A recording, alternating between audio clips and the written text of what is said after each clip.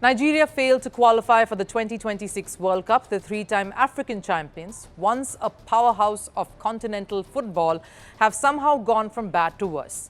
Naturally, when a football giant collapses, you expect conversations around performance, infrastructure, tactics or management.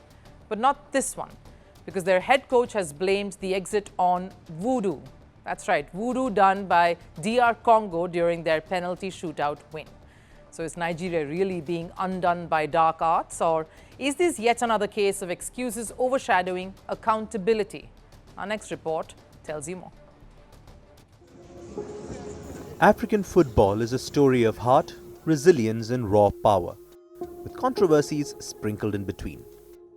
And within this landscape, Nigeria stands tall.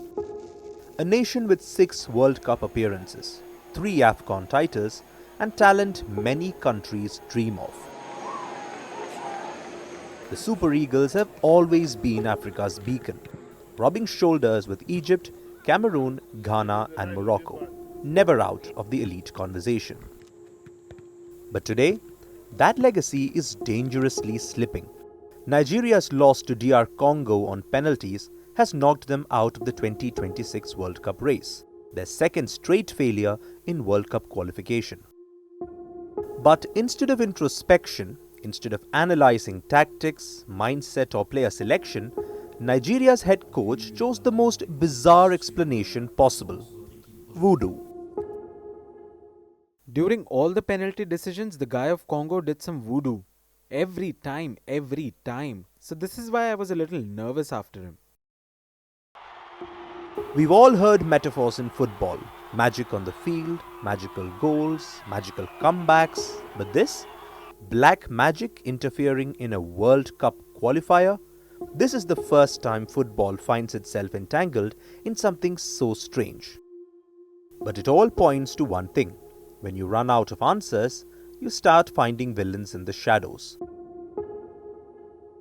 And it's not like this was a calculated accusation. This wasn't after analysis or a cool-down session. His team lost, emotions peaked, he stormed towards the DR Congo coaching staff and an ugly altercation broke out. Sometimes chaos is the easiest shield. But now it's time to talk about the real issue hurting Nigeria. Something the management keeps dodging: the mess within.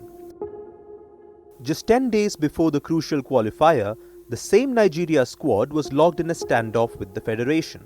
The dispute? Unpaid salaries again.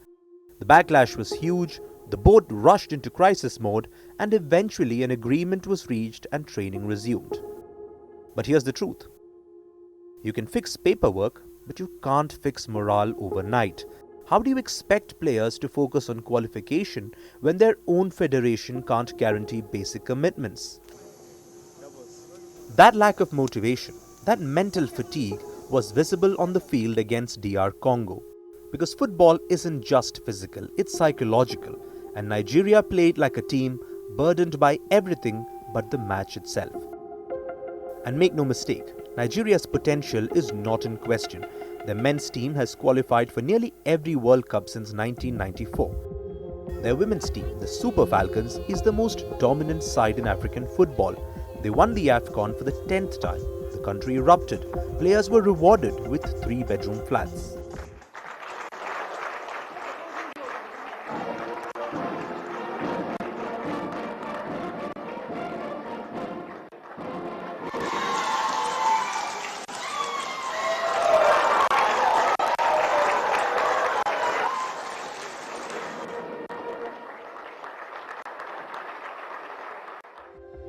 But here's the catch. Apart from fleeting moments of recognition, the system has repeatedly failed them. In 2022, the women's team did not even have proper kits. And today the men's team is going through the same torment: unpaid bonuses, delayed salaries, and a chaotic administration. These problems don't just hurt performance, they break trust. Yet, instead of fixing these real and tangible issues, the management finds comfort in blaming superstition, in shifting the narrative away from accountability, in making excuses instead of progress.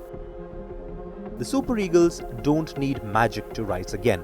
They need leadership and proper structure. Because until Nigeria fixes what's inside, no opposition needs to cast a spell. Nigeria is defeating itself. And that is the harsh reality behind their World Cup heartbreak.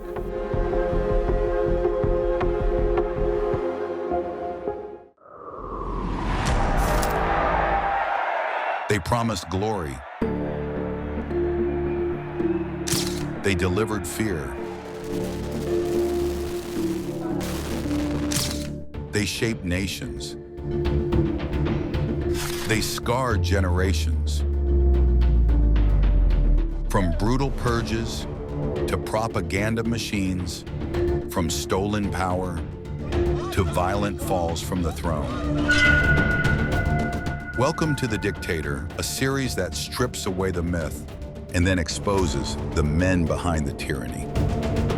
History remembers their power. Firstpost reveals their truth.